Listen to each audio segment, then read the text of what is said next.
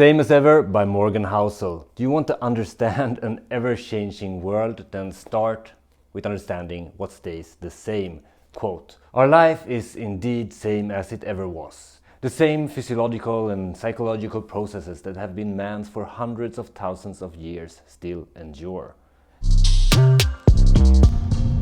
Hi and welcome to the Booklab. I'm Björn, and this is the place where we bring you the best book recommendations when it comes to human nature, human potential, psychology, philosophy. And today we are looking at Same as Ever, Morgan Housel's new book. And in this video I'm going to share my favorite lessons from the book, let you know if this is a book for you or not, and also share some personal anecdotes from this book. It's going to be quite a messy review, but I hope you enjoy it because I really enjoyed this book.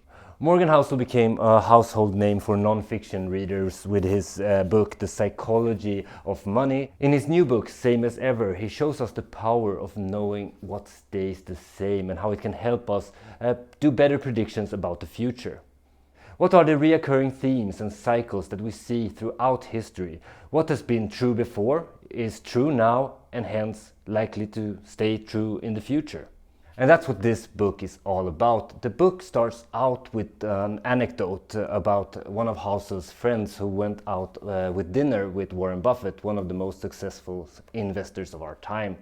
After lunch they were driving through Omaha, Warren Buffett's hometown, and this was in 2009, and the economy had grown to a halt. Businesses were boarded up, businesses were closed, and it felt like, how can we get back from this? So the friend said to Warren, "It is so bad right now. How will the economy ever bounce back from this?" Warren said, "Do you know what was the best-selling candy bar in 1962? The friend answered, no, he didn't know. "Well, Snickers. And do you know what the best-selling candy bar is today? Snickers." That was the end of the discussion. This story shows the difference between focusing on what changes and focusing on what stays the same. The Amazon founder, Jeff Bezos, once said, quote, "It is often asked what is going to change the next 10 years.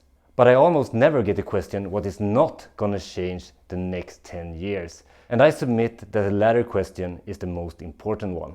The thing is that things that never change are important because you can put a lot of confidence behind how they will shape the future. Quote, "It's impossible to imagine a future where Amazon customers don't want cheap prices and fast shipping." End quote. And that's why Bezos is doubling down on those two things. Now I'm just going to jump into a few snippets, some things that stood out to me that I found interesting. I just wanted to share, just to give a taste of what this book is about and kind of the tone to it. Quote, "The ones who thrive long-term are those who understand that the real world is a never-ending chain of absurdity, confusion, messy relationships, and imperfect people." End quote. And I found this tidbit about financial stability super interesting. And it's called the financial instability hypothesis, and it describes a psychological pattern that we all have seen probably. Quote, "When an economy is stable, people get optimistic. When people get optimistic, they go into debt. When they go into debt, the economy becomes unstable." End quote. The gist of it? Well, stability causes instability. Stability in itself is destabilizing. Quote, "The first rule of happiness is low expectation." He has a good point about happiness because it's when we start to compare ourselves with others that we get unhappy. And one way to increase your happiness is to make sure that you get the goalpost to stop moving, because you know how it is. You desire something, you get it, and then you just want another thing, and that goes on and on and on, and you just try to keep up with the Joneses. And what about risk? Well, risk can never be mastered because risk is what you don't see. Quote, "The biggest risk and the most important news story of the next 10 years will be something that nobody is talking about today. The fact is that what makes it risky is the fact that we don't see it coming. We are very good at predicting the future, except for the surprises that tend to be all that matters. Just think about the stories that shaped the recent years. No one predicted the war in Ukraine a few months before that. No one predicted the pandemic. No one foresaw the Great Depression, and the 9/11 attacks felt like it came out of nowhere. And that's what risk is. It is what is left when you thought about everything. And this book is a lot about economies, about risks, about patterns in history. And I wanted to share a few personal stories of how I've followed these rules and also what happened when I have ignored them. For instance, I took on a lot of debt. We have had a very low interest rate in Sweden here, which has kind of messed up the housing market, and people have just so much debt because we basically pay no interest at all. So I took on a bunch of loans for this apartment, and now the interest rate is up to 4.5%, and it's getting a little bit bad. I get a good salary from my job, but I still feel poor because I pay so much rent. And I knew that historically the rent is around 4%, yet I took on a lot of debt, and now I'm sweating because I feel like it's a pain to pay everything back. So I didn't listen to the lessons from history. On the other hand, another lesson from economics is that you should buy stocks and funds when people are scared, because that's when they take their money out of the market and when you can make a big buck yourself by going in and buying cheap. I did that during Corona. I went all in with different stocks and funds, and after 1 year it gave me 100% return.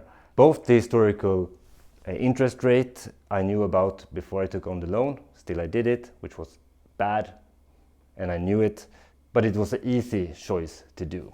Going all in on the stock market during the start of the pandemic, that was scary, that was hard, but that also paid off a lot. So it's often easy to put yourself in bad situation because it's hard to do the thing that you know you should do. Another key takeaway from this book, and the main point of Morgan Housel, is that we should actually spend more time looking at history and learn from history rather than consume information that is just temporary, because that's where we see the timeless patterns of human behavior. And as an action point of that, I decided to take on or continue my journey through Will Durant's amazingly dense story of civilization. I'm on book 4 now, and each of these books are like 1,000 pages. But I learned so much from them, but I kind of got out of the habit of reading them. But this book inspired me to continue that and to learn more of what happened to the past, so I can better predict the future and accept the future. I can say right away that this book is worth your time. If you are anything like me and you like to study the timeless and the things that shape human behavior, then this is a book for you. This book reminded me a lot of one of my favorites from this year. Where are you? Oh, over here. The Almanac of Naval Ravikant, which is one of my favorite books from this year. I think both of these will actually be in my top list when I publish it later this month, probably.